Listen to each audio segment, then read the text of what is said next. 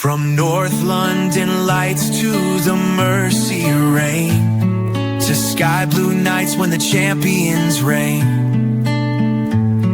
Three voices rise when the whistle blows. Same beautiful game, different colors we chose. Football is life. We're losing on you all night. From the terrace to the mic, football is life. Hey folks, welcome to our latest episode of Football is Life. We're back. We have a week under our belt. We're now into the throes of the action. We have things way more to react to. We've got 4 or 5 days left of the transfer window. Yeah, September 1st. Yes, so exciting weekend ahead. We're starting to see some dominoes fall there. So we've got loads to cover on this podcast. So we'll try and get through it all, as well as obviously, fantasy football, right? Which is a Champions League draw, which is got Man United fans and Arsenal fans in a bit of a tizzy. Let's see. But yes, let's start with, opening game, Arsenal surprisingly... thrashed Coventry City. Shocking, right? Imagine who could have seen that coming. I don't think there's an awful lot to pick out of that game. At Odegaard, he was my offensive player pick for Arsenal. I felt like based on what a quality strike that was. yeah. And Solos had a good. We all picked up Solos. Yeah, he had a good game. People were very excited about him. Obviously, defensively, Calafiori came up big as well.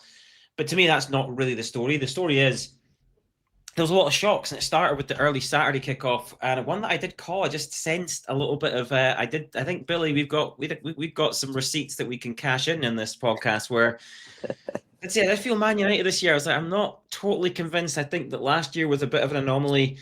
They then go and lay an egg at Hull. By the way, Hull played magnificently well, but I mean some absolutely criminal defending from Manchester United. We did talk about that back line still being dodgy, bad for fantasy because all of us, I think everyone went in because United's fixtures on paper looked the most kind. So most people owning at least 2 or 3 players in fantasy. Is this I think the funny thing is with managers, right? So it's like everyone wants to start fast, but then there's when they lose these games, it's kind of like, well, it's one game and we're getting up to speed. And so I guess, is this something or nothing? What do we think? Is there something here? Am I maybe right that Man United might struggle a bit this year, or do we think it's nothing and it's just first game, away at Hull, they're, fans behind them? What do we think, boys? Yeah. I mean, I'd like to thank them for ruining the Premier League game for picking your winner. I went with United out of the gate. I'm done in week 1. Rat bastards. They looked horrible. Just completely just did not show up at all. I think they'll bounce back at home against Ipswich, but it was just wretched. But is it something, Billy? Do you think that Man United fans should be worried this season? Look, they brought Baleba, who's coming in now, 70 or 80 million, whatever it is. Definitely need to bolster the midfield, but we mentioned the back line. I don't think they're particularly stacked, offensively either, because I don't think they don't have a lot of depth. Similar to Liverpool, we don't have a ton of depth right now. I look at Man United and Liverpool not miles apart in terms of the problems they have. But do you think this is a problem, or do you think they're going to bounce back and be fine? Well, it's a little bit of both. It's good that they don't have to play Hull for a while. Maguire will remember what team he plays for, and he'll stop man-marking Mbuemo on corners. As I don't know if you guys saw that, but I saw that. It was shocking. But I think they need a couple more weeks with all the guys they have that are new in the team, because Casemiro was a big part of that team and he's now gone. Dorgu was out for the whole end of last season and now he's trying to slot back into the team. They did just make Baleba as a new signing. Give them a few weeks. I wouldn't be surprised if they lay another egg against Ipswich, but I think in time they won't be as shite as they were. Well, I think Man United fans should be in absolute meltdown mode here. This could be. That's just what I'm saying. It was to me. It's not surprising to me. I look at their team. I'm like, Yeah, they're okay. Like, they bought some good players last season for sure. But, do I think like, Cunha's like, Sesko, am I totally convinced by those guys yet? No. They've got Buemo and Bruno. I like them. They're both good. Mm-hmm. I know Diallo's out injured just now. But yeah, I mean, Tielemans came in, looked out of his depth. I mean, look, it's interesting. Like, I think Baleba, let's see what a difference that makes. I just don't think it solves the problem of that back four being what it is. I just think you're going to be able to get United, and I just don't think they have enough goals in the team. Like, I don't think, if you can stop Fernández, who's, where are they coming from, right? So yeah, I do think as I said, I need to stand by my conviction. I think they will struggle this year. I think Europe will be. And I thought that was a major factor, but I also have not been convinced by their transfers this summer. I think it's a bit of, I'd be underwhelmed as a Man United fan. So we'll see. We did also have another egg laying by, it was like Man United and Spurs are like, hold my beer. Roberto De Spursy was like, here we go. Let's have some fun at Brentford. Could have been 7 or 8-0, by the way, boys. Could have been absolutely anything. Like, Brentford were absolutely rolled them over.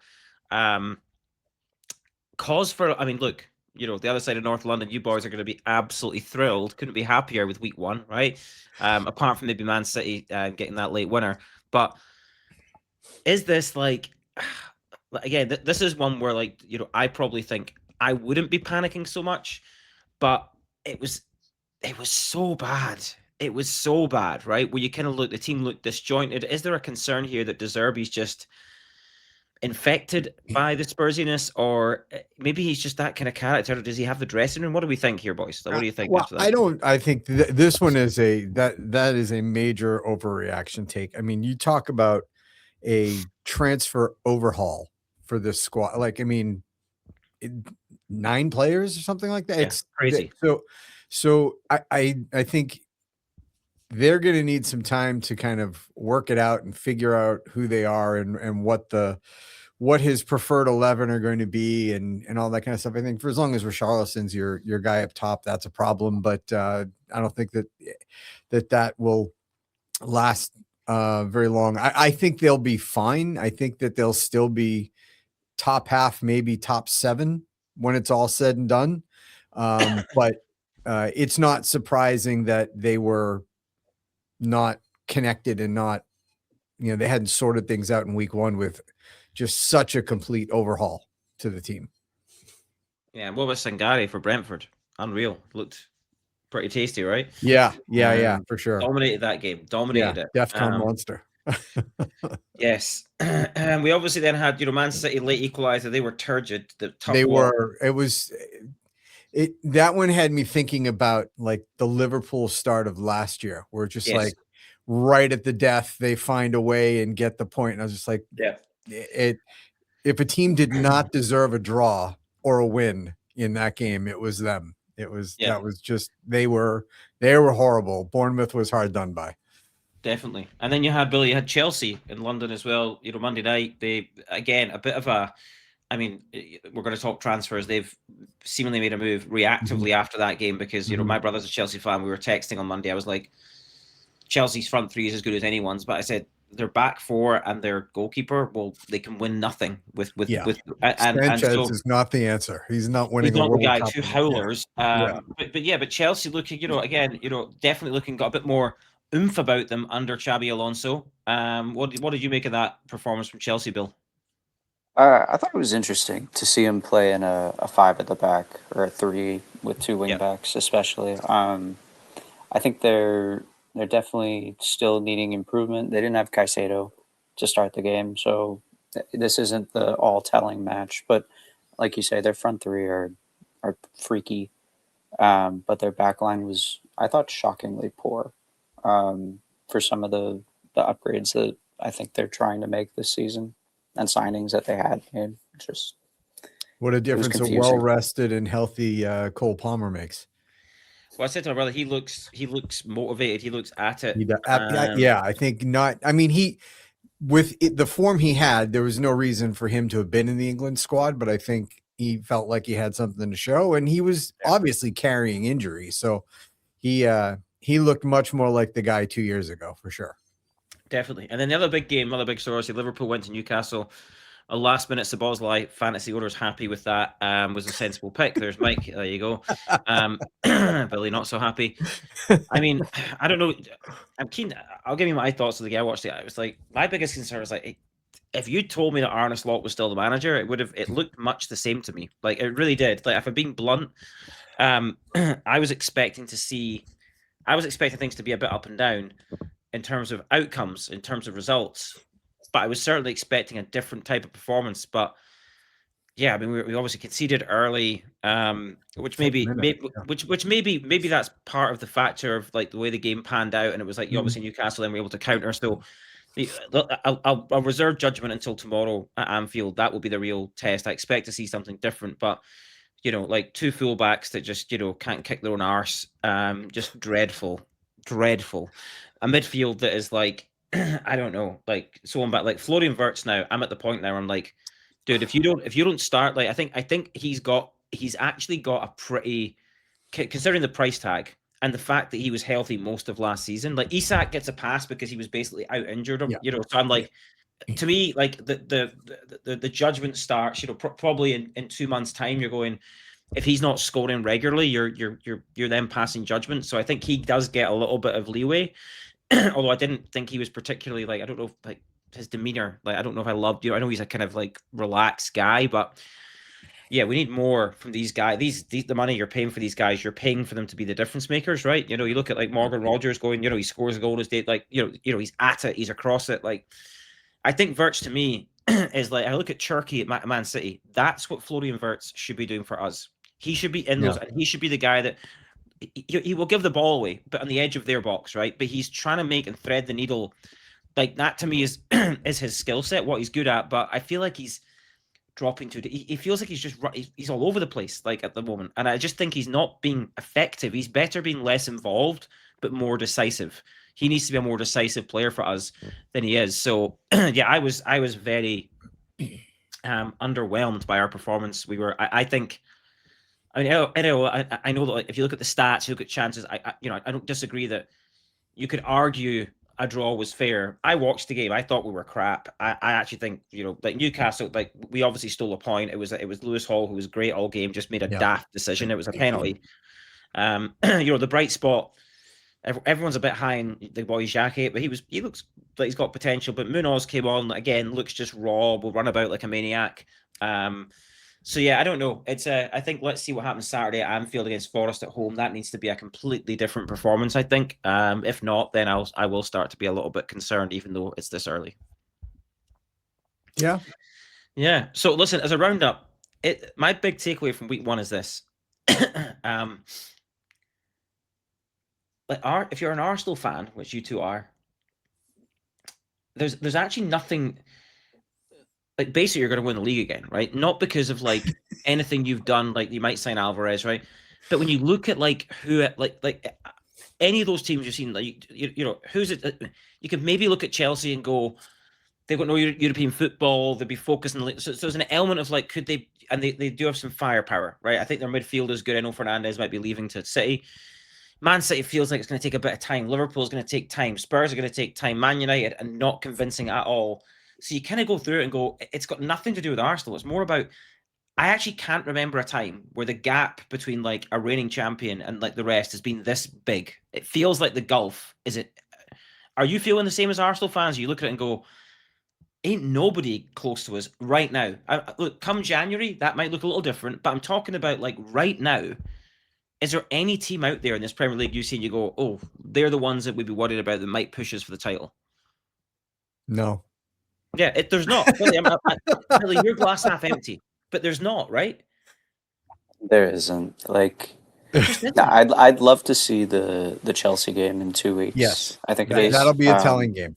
I'd like to see how we handle a team that can attack. But but the thing is, Bill, as well, thing is you say that, but like Chelsea play Brighton this weekend, so like let's see how that goes first. Like, look, Chelsea are one of those teams. They'll be able to they could beat Arsenal on any given Sunday or any given Saturday, right? I don't know how telling that game. To me, the thing is about Premier League, winning the Premier League, it's consistency. See, all of these teams have one thing in common. Like, I promise you, Chelsea will not be super consistent. I don't think they've not shown enough to me. Now, look, Emi Martínez going there, that does make me feel, okay, that's a positive move. I'm still not convinced by defensively. Let's see when Caicedo's back. I'm not convinced, but there's a huge leap of faith you've got to take to even think Chelsea will amass the amount of points Arsenal will amass with the squad that Arsenal have got retained. They've made some investments, moved a couple of guys on. I just feel if I was an Arsenal fan, I'm like, the gap feels enormous right now to me. Like, enormous. So yeah, I mean, look, good time to be alive if you're an Arsenal fan, right? Because you feel like you can play. I mean, I feel like Arsenal against Coventry. I mean, players are missing, guys not fully fit. It just it was what it should have been. It was just a convincing 3-0 thumping. So comfortable. Yeah, 100%. So yeah, let's hope that changes for us non-Arsenal fans. That we actually have something, because genuinely though, if things go the way that they that they look like they could go, there could be a big gap early, and then it becomes. I mean, you're maybe, you want a title race, right? Well, I want a title race, right? Because I'm, obviously you don't. You're like, I'm happy for us just to go and scoosh it. You're happy to win it by 20 points by December. The other key takeaway I had, I want your opinion. I actually thought the games flowed way better. So some of these rule changes, I think, in terms of like getting the ball back and play. The best one is like guys not staying. The amount of guys that instinctively you saw went to stay injured, and they were like, oh shoot, I need to get up, which shows that they're fucking at it, right? And we all know that. I think overall, pretty positive, right? The games felt a bit more, less stop-start, a bit more. Was that just me, or do you think the same? No, yeah. I thought the same thing. I thought it was nice to see them overturn throw-ins, and you took too long, and it goes to the other team. So yeah, I thought the games moved along pretty well for sure. Yeah. Definitely better, right? Maybe not where I wanted to be, but a step in the right direction from last season. Yeah. Yeah. Okay. Cool. Well, and no hydration breaks, so there's that. Yeah, no, that's it. No. Yeah, that's it. There you go. Oh, Jesus Christ, honest to God. Oh dear. Thank God for that. Professional athletes needing hydration breaks. Like, I've never heard anything so daft in my life.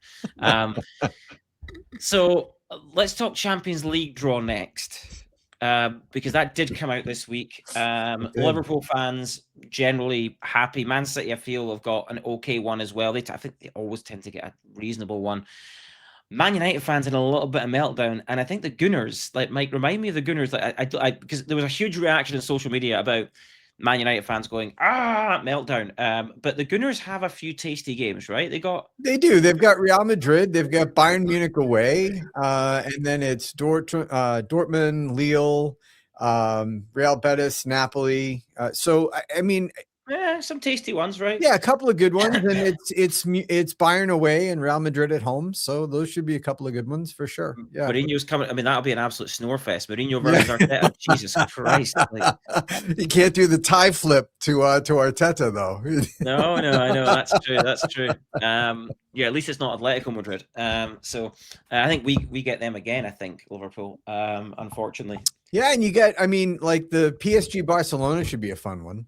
Yeah, that'll be good. Yeah. I mean, there's some good ties. There's some good ties there. But yeah, Man United fans had a bit of meltdown. They feel like they've got a tough run of fixture again. I think this will lean into. I don't know how they'll do in Europe. Let's see their return after a bit of a hiatus. But yes, so looking forward to the Champions League games. The new format definitely is more exciting than the old format. So we're happy with that. But we do have to spend time on transfers. So things we've been like, oh God, like when the hell are these transfers going to start heating up? And then, pow! Bradley Barcola looks like he's finally making the move to Liverpool. So, I mean, finally something for me to go, okay, cool. We've maybe signed one player. I still think we need to do way more than that in the next 4 days. So Barcola, Emi Martínez going to Chelsea was another big one. It looks like Gabriel's on their way out from Arsenal. That's right. It looks like strong rumors that Enzo Fernández is going to go to Man City. He left the team last night. Long-time admirers. It's be interesting to see if that deal gets done. I think it becomes about how much money Chelsea are going to hold the line on. He wants to leave. I think it feels like that's a done deal in terms of the motivation. It becomes now about, can they make the finances work? Yeah, I saw something like 135 million plus add-ons. It's going to be a lot of money because they paid a lot for him, right? And Chelsea, look at Liam Delap. They signed him for, I can't believe it. He's been crap. And they sign these players at a profit. I don't know how they do it, but I mean, that's a bit of I know he's going to Forest, and you're kind of like, people are talking about Chris Wood mentoring him. I just think feels like a bit of a desperation signing for 4. I don't know if I love. I know he is young, so I'll give you that. I'm not saying he's not a Chelsea level player. He never was, but it was a bizarre signing when they signed him, I thought. But he's on the move as well, so he's going to go to Forest, where he will get game time, so he'll get a chance to try and rebuild his career a little bit after an underwhelming time at Chelsea, where he was squarely behind João Pedro, rightly so. So I mean, Chelsea at the heart of a lot of some of these moves. There is rumors that obviously we had Savio going again, fucking nuts. Why would you pay a guy that's done, Billy? He's done fuck all. So I've seen that one is actually like they signed Savino and Marmoush. On loan. And if you look at it, Yeah. Marmoush probably went for a little bit less than you might have expected based on the way everyone else is going. Yeah. And Savino went for way more. And it's because Man City wanted to get around a sell-on clause that they had with Frankfurt for Marmoush. So by selling Marmoush for cheaper, like selling both of them, but selling Marmoush for way cheaper, but Savino for way more, they're getting the money they want. Marmoush was a loan. Was he not loaned first with an option to buy? Am I wrong? He might have been. I don't recall, but I know that Mike's concentrating eyes. I think that, but maybe you're right. Maybe that's also part of it. Is the reason they didn't want to is like structure it that way. That makes more sense. I was like, why would they pay 80-odd million for when he's done like hee-haw? Like, what's he done? Like, again, it does feel a bit like Spurs are going with the Chelsea model, just buy. It's like, like, I don't know, like they've just like, it's a 60 million loan with obligation to buy. Oh yes, okay. I knew there was a loan element. So what you're saying, Bill, is it's basically 140 million for the two players, but they've structured it, say, overpay for this guy because we have no financial penalty, underpay for this guy, we avoid that, and that means City then they can factor that. Sounds like some kind of funky monkey financial fair play stuff. Gee, I know it's great that it's great that the financial fair play stuff not a problem for City, isn't it? Like it's amazing how they're selling all of these players for like infinitely more than any of them are worth. You see like all the guys that have gone to like Tijani Reinders, they somehow made a profit on. Like there's something freaky afoot with the way that both them and Chelsea are making money on players that have no business making any money. Yes, indeed. So I think any other major transfers we've missed. I know so you mentioned briefly Emi Martínez to Chelsea. I think that one's looking pretty close. Certainly an upgrade from Sanchez, although he's injured right now. But he still has howlers in his locker. He does. I think the difference is he's a match winner as well. So it's like he's won a World Cup. But he makes those like a big set. So I think it's like net in a season. He probably is like like ice hockey plus minus. You go, he's probably positive in terms of net over a season. But I agree. I think he's a big commanding goalie. He definitely he's very almost overconfident with the ball at his feet, which I think Sanchez struggles with. So. I was texting with my brother. I was like, now they sorted that. I go, they to me are like, you can lock Chelsea in for the top 4. No European football. Think so. Like, I think you can just lock that in. Like, their focus will be there. Same as like Man United last year. You can lock Chelsea in a much better spot than Man United were last year. Obviously that oomph with Xavi Alonso looks like he's put a spring in some of these players' step as well. They're playing with this. There's a positivity about Chelsea. The fan base that hasn't been there for a while. Yeah. And then you look at Man United fans must be feeling a bit bleak. Liverpool fans, I'm like, not a lot of news out of Merseyside there. Mike, it's really simple to be like, again, I think this stuff is, I don't know why we make this so fucking hard. Look, if Gakpo, I say he's like Marmite. There's a saying here we have, like, some people hate him, some people love him, right? And it's like, it's hard. I was texting my mates and they were like, I'm like, if you look at his output across all competitions, goal-wise, like goal involvement-wise, he's pretty consistently like 15 to 20, like, he just is. And you see, when you don't have a Salah, you start to realize, oh shoot, like actually, like if you look at like a lot of teams in the league, that's like, it's not easy to find players that will contribute that many goals. He is. You don't just replace Mo Salah. Yeah, exactly. But he's tough to watch because he's very predictable. But he's a brilliant, to me, he's a brilliant finisher. He's got a really, really, really. He is really, really good from like around the box. I'm happy to move him on. To me, I would just like the City want him. Spurs, I can't believe Spurs. It sounds like Spurs is making a hard push for him. But I don't know. I mean, to me, I think they might play him centrally because he can play centrally and move on with Richarlison. See what City, I'd be like, give us some money and give us Jack Grealish. I'd do that deal today. right now, and I would turn Jack Grealish into a central midfielder, like we did with Gini Wijnaldum. Like he's got all of. I've said this for years. I would do that deal today, and then I would go and buy the winger. Whether it's they're talking about Minte, they're talking about Sarr. I don't know if I love the Sarr move. I think he's good, but he's old. I don't know, like the boy in Jai I like better at Everton, or so I think if we did those two moves, at least it's not a defensive midfielder that I want, but it's another body in there. I think he's quality, and then we need to sign on at least like Connor Bradley. Frimpong, I just can't. I get angry when I see him in Liverpool. I just get angry. Like he's just a nonsense player. Kirkez, I just think I don't know what happened to him. His head is gone. He is like. I just think he's not the player. I hope that changes, but I just think we need to sign at least a fullback.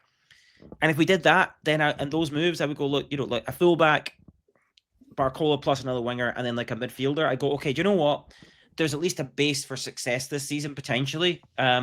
Especially we can navigate through a Champions League ties that we have, and then the team maybe starts to click a bit. I can see a path, right? The league title is not going to be applicable for us this year because the starting point we're going to be too far behind after 2 months, I think.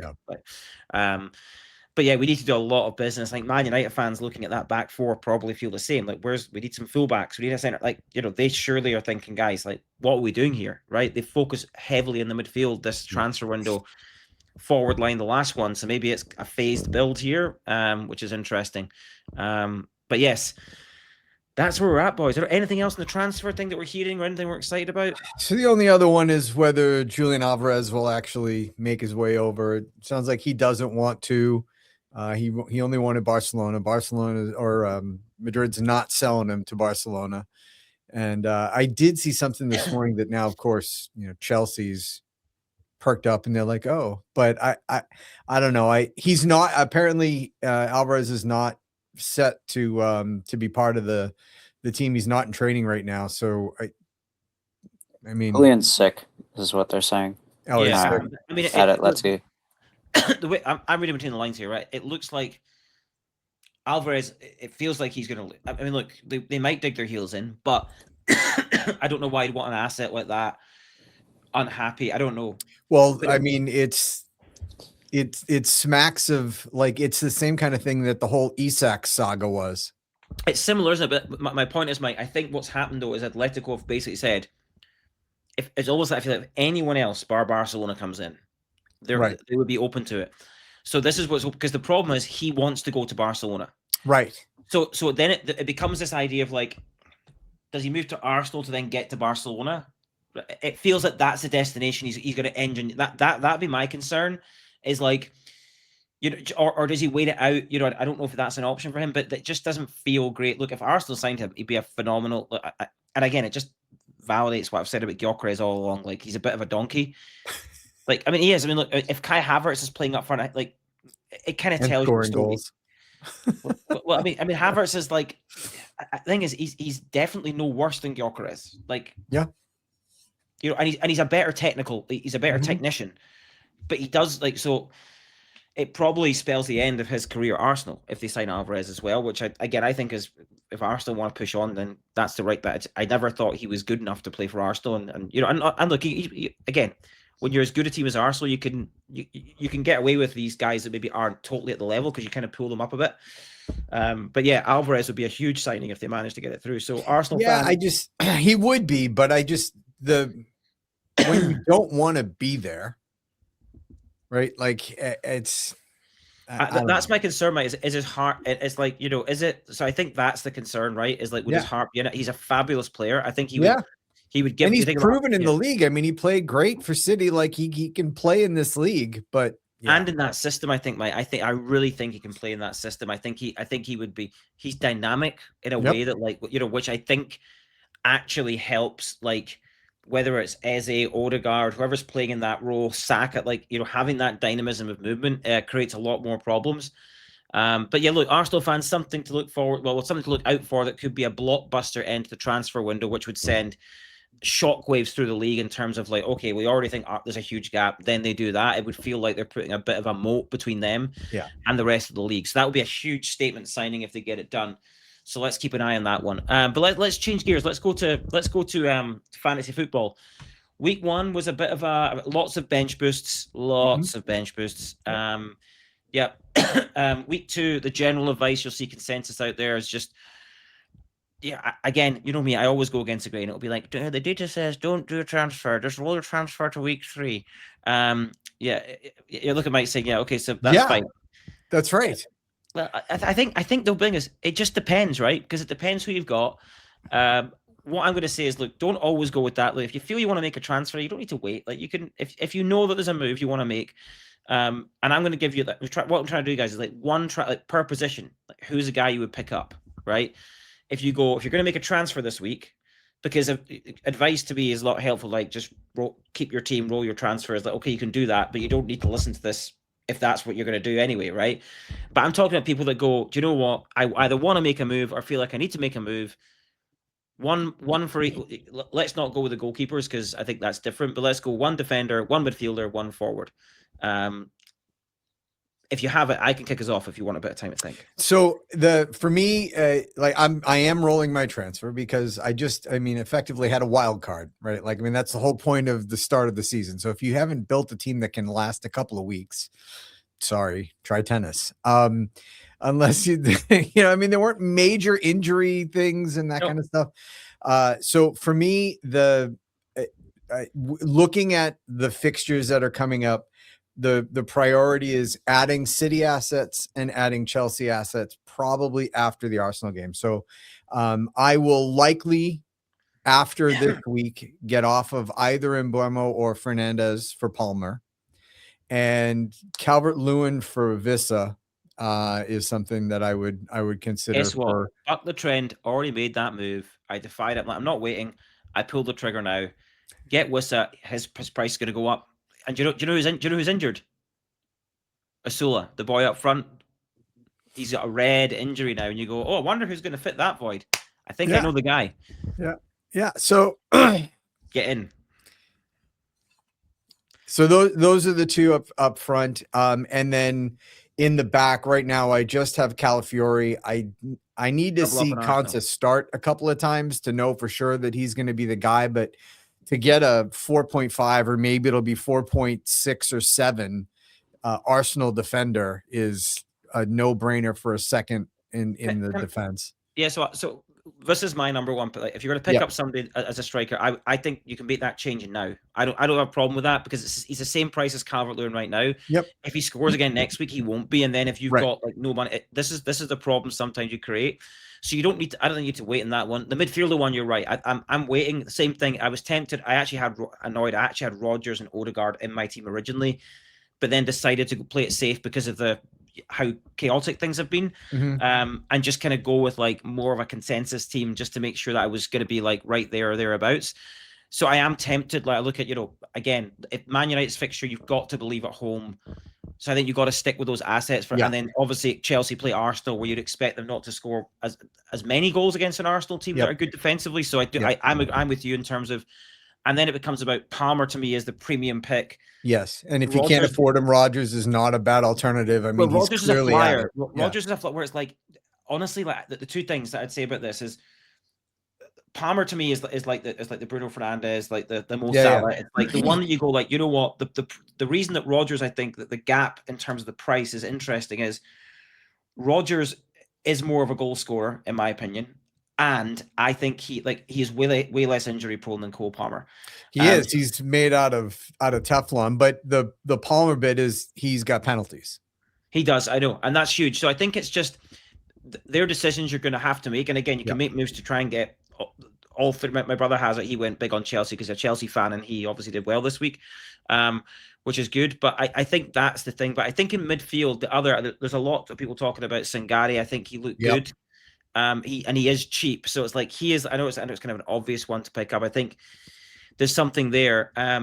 Again, I'm looking across at other teams, and I don't want anyone at Tottenham.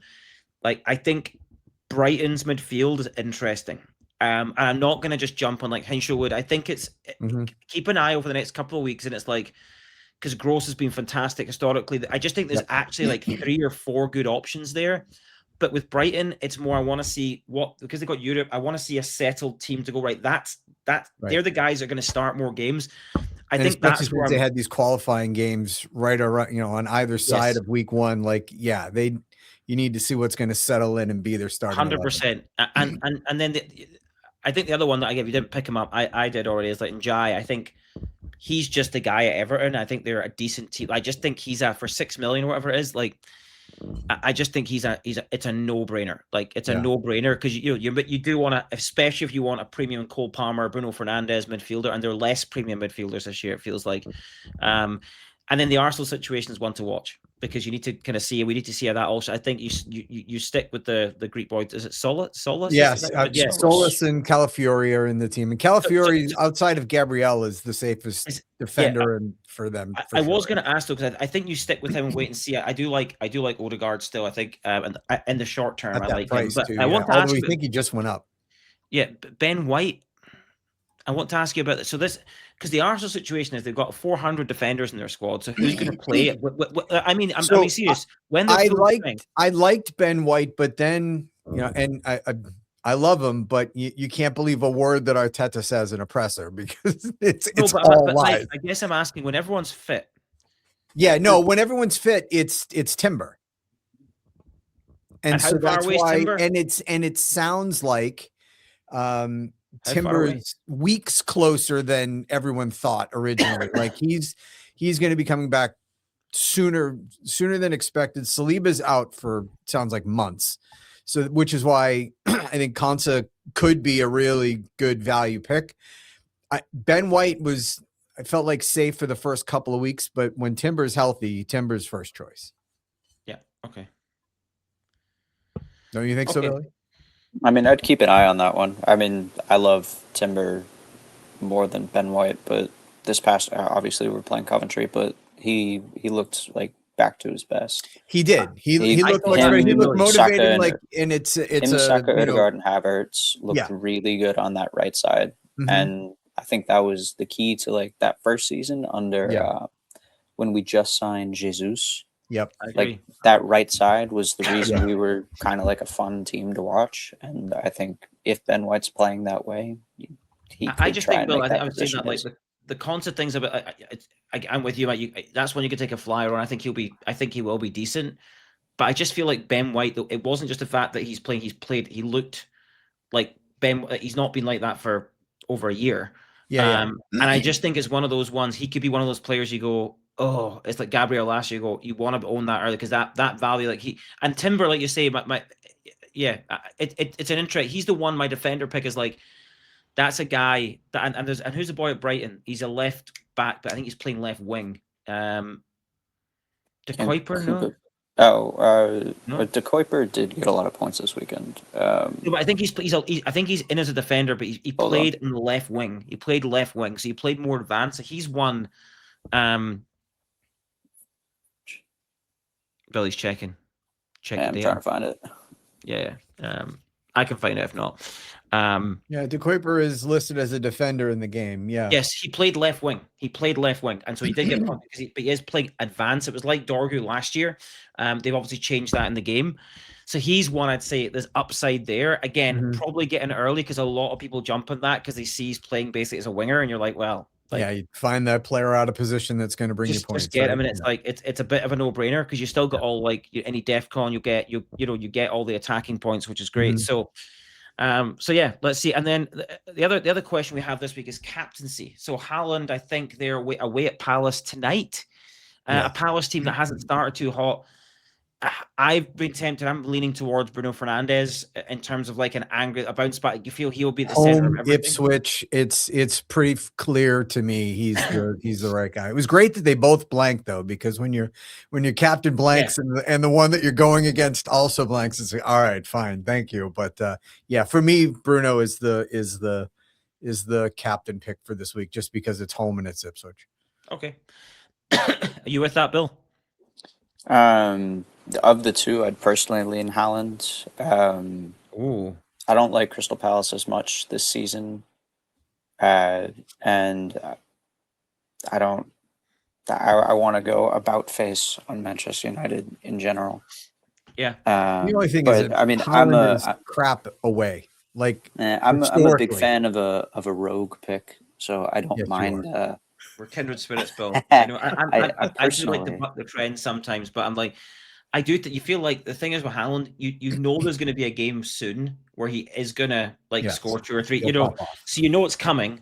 It's just, can you predict when it's going to come? And the problem is, game week 3 at home against Coventry, he's going to have a hat trick. Yeah, it feels like that could be the game. But again, away at a Palace team that have lost probably their best centre half.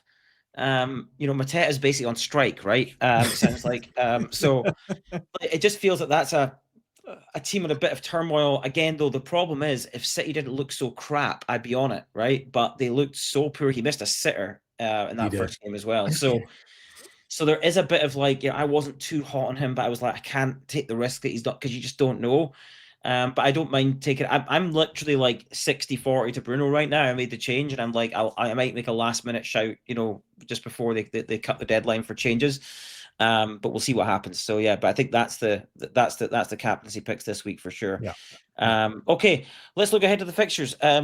Ones we're excited about. We obviously have City away at Palace tonight. I don't know if that's massively exciting. I think Chelsea-Brighton at the Bridge is massively compelling on Sunday. Yep.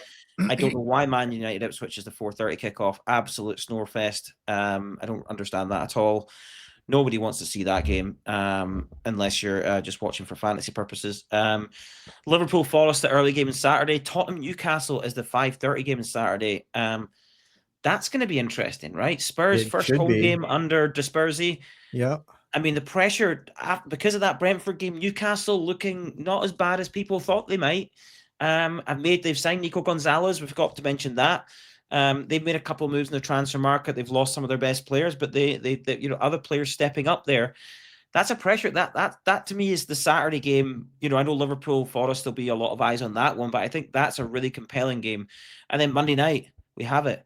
Arsenal go up to Birmingham to a good friend Steve Doyle's Aston Villa, who have sold everyone. They've sold everyone. They're playing their academy team. There's no seats in the stadium. They're selling seats. They're just whatever people can get rid of. They're but they have made some moves. I think they got rid of Tammy Abraham. He's got out on loan where to? Is it Ipswich or? Yeah, Nicholas Jackson was their signing Jackson's up front after. Who's an absolute moron. But again, if one man can get him right, it's Unai Emery. And I think who else? They signed somebody else. It was a midfielder. I need to check it. But anyway, Aston Villa, seemingly in turmoil, sets up beautifully. A fixture last year you'd have been dreading as Arsenal fans. This year feels like great time to get Aston Villa, especially away from home. Are you feeling like that as Arsenal fans? Or do you think Unai Emery could come up with a little bit something of a curveball for the Gunners? I think if there were a time to go to Villa Park, it's right now. It's right now. Yeah. Love that. The Gunners, they're trying to be a little bit humble, but they're literally just so giddy. They're licking our chow. Steve Doyle and I will not be friends for 2 hours. Imagine how unbearable I would be if this was Liverpool. I would be unfucking bearable, right? Yeah, for sure. Okay, well, yeah, I think they're the big games. I think this weekend. Do we see any upsets in the fixtures this weekend? What do we fancy? So we don't fancy Villa to beat Arsenal. Definitely not. Do we see any upsets? Do we think Brighton could upset Chelsea? Do we think Ipswich could upset Man United? Nottingham Forest, I wouldn't rule that one out. Honestly, I know I'm not being. I think actually Forest Liverpool could be a very interesting match. And I actually think early kickoff on a Saturday. I think it could be a very interesting. I don't love it. I don't think we're in great shape. I mean, it'd be interesting to see if any. I mean, it feels like none of the new side at Barcola, none of them are going to be there because the deals aren't done. So we have what we have. But that feels like a bit of a potential. But I'm not saying Forest have pulled up any trees. Liam Delap comes in. I think one to watch out for. Morgan Gibbs-White was injured, not badly. They're hopeful he'll play on tomorrow. For the presser today on that. Yeah, I hope he doesn't play, of course, because he's scored against us quite a few times. But yes, we think Forest. Coventry Hull battle of the newly promoted sides might be entertaining. Who knows? I just think, I think Hull will beat them. I think Hull look good. I think really think Hull will beat them. Yeah. Away to Coventry. Wow. I do. I fancy Hull. I'm honestly, I think the Chelsea Brighton game. I'm actually that should be good. I know Brighton play midweek. They thrashed team in the Conference League or whatever. But that's going to be a really interesting game. I think that's two teams that are going to go at it. There'll be goals. Yep, I would think so. Brentford Leeds could be entertaining as well. Yeah. Brentford not away from home are not the same team, I wouldn't say, but yes, Sunderland, Fulham, two teams that are both tipped to struggle this season. Is another interesting one. But no, I think Brighton at the Bridge. Could I see an upset there? Oh, you never know. You never know. I think so. I mean, it really, I think so. I could, and I see Spurs. Newcastle going to London and maybe getting something. I do. That would be fun. Fun. You'd love it, wouldn't you? You'd love it. You'd love to see it. Okay, well, looking forward to the games. Make sure you get your fantasy teams done. Again, remember the deadline. There is a game tonight. Don't get caught out. That's nothing worse. Yes, and then we'll be back on next week to have all the reaction to everything that happens this weekend. But let's hope it's another good weekend of Premier League football. Let's hope the Arsenal fans are less giddy. Yeah, I know. But let's hope you're less giddy next week. Next week when we chat, that would be fun. Yes, because we do miss the Gunners meltdowns. So we'll see if we can get those back at some point. 38 weeks of smugness. Here we come. Oh God, it's going to be a long season. Okay, thanks everyone. We'll see you next time. Cheers. From the terrace to the mic, football is life.